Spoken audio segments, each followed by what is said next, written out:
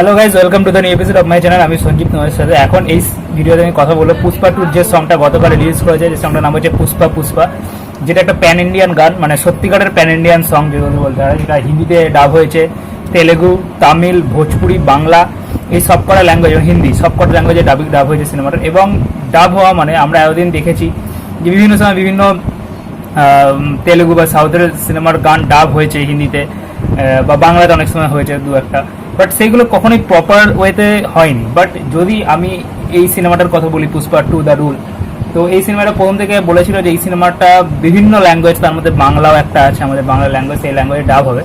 এবং এইটা তারা বলেছিল জাস্ট কথার কথা নয় যে হ্যাঁ বাংলা ল্যাঙ্গুয়েজে একটা জাদাভাবে ডাব করে দিলাম, কারণ মানুষ হিন্দিতেই দেখবেই না।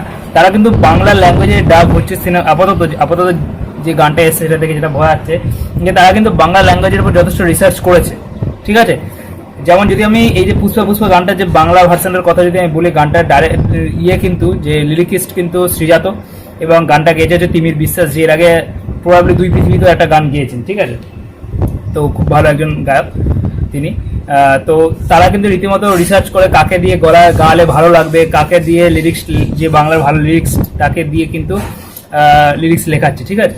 তো তারা কিন্তু প্রপারলি বেঙ্গলি ল্যাঙ্গুয়েজে সিনেমা ডাব হয়েছে, সেটা নিয়ে প্রপারলি সেটাকে এক্সিকিউট করার চেষ্টা করেছে। এটা দেখে খুব ভালো লাগলো যে বাংলা ল্যাঙ্গুয়েজকে প্যান ইন্ডিয়া লেভেলে এতটা প্রায়োরিটি দেওয়া হচ্ছে, ঠিক আছে। এটা খুবই ভালো জিনিস।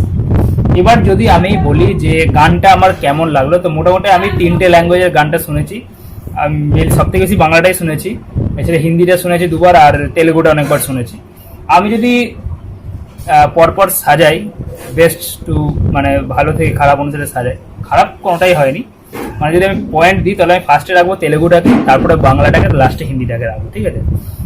আর ইয়েটাতে ওদের নাকিস আজিজ, তেলেগুটাতেও আছে, হিন্দিটাতেও আছে। হিন্দিটাতে নাকিস আজিজের সঙ্গে ইয়ে আছে, আপনার মিকা সিং আছে, আর বাংলাতে তিমির বিশ্বাস গানটা গেয়েছে, এটা বললাম। এবার দেখুন, আমি যদি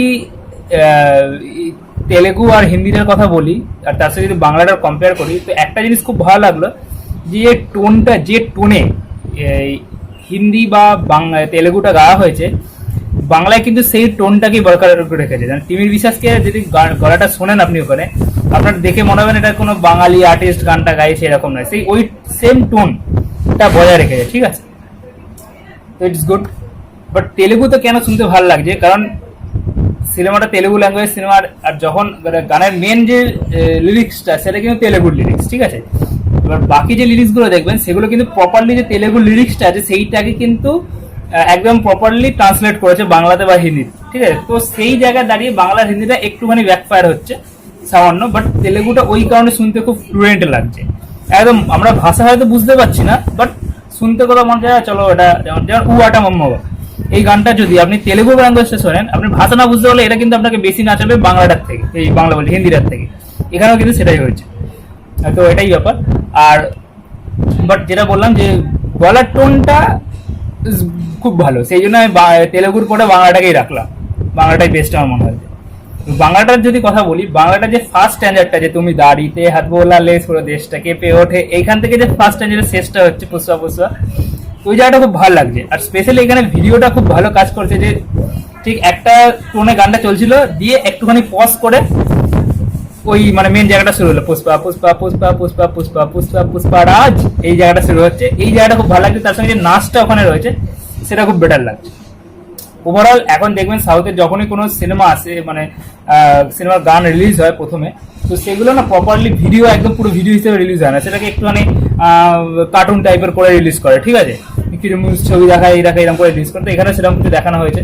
এখানে একটা জিনিস আমার খুব ভালো লাগলো, পুষ্পার যে ফার্স্ট পার্টে একটা ডায়লগ আছে, পুষ্পা নাম শুনকে ফায়ার ফ্লাওয়ার সমঝায়কা, ফায়ার হে হাম ফায়ার, তো ওই ডায়লগটা এখানে একটা ছবির মাধ্যমে দেখি, যদি দেখেন ভালো করে দেখবেন যে একটা এরকম ওর গাড়ির মধ্যে একটা সাইন আঁকা রয়েছে, এটা সূর্যের মতো, তার এক পাশে ফুল রয়েছে আর এক পাশে আগুন রয়েছে। তো এই জিনিসটা খুব একটা ইম্পর্টেন্ট পার্ট, প্লাস একটা হাতের ছাপ দেওয়া যায়, যেটা প্রবাবলি মূলত এই পার্টে ওর একটা সাইন হবে, যেটা খুব ভালো একটা জিনিস।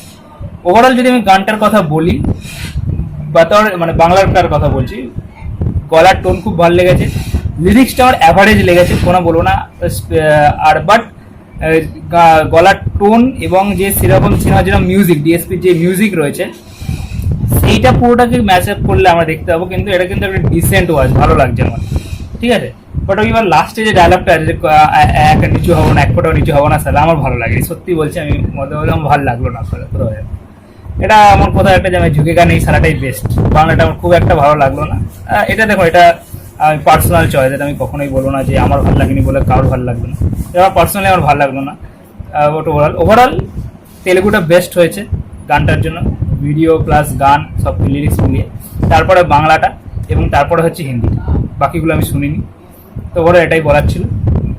আর সেকেন্ডলি যদি আমি একটা জিনিস বলি, কিছুদিন আগে 2023-এ চেঙ্গিজ রিলিজ করেছিল। আমার কোথাও, এটা আমার পার্সোনাল চয়েস, আমি জিতের ফ্যান নয় বা এখানে কিছু ফ্যান ক্রিয়েটিং এর চেষ্টাও করছি না।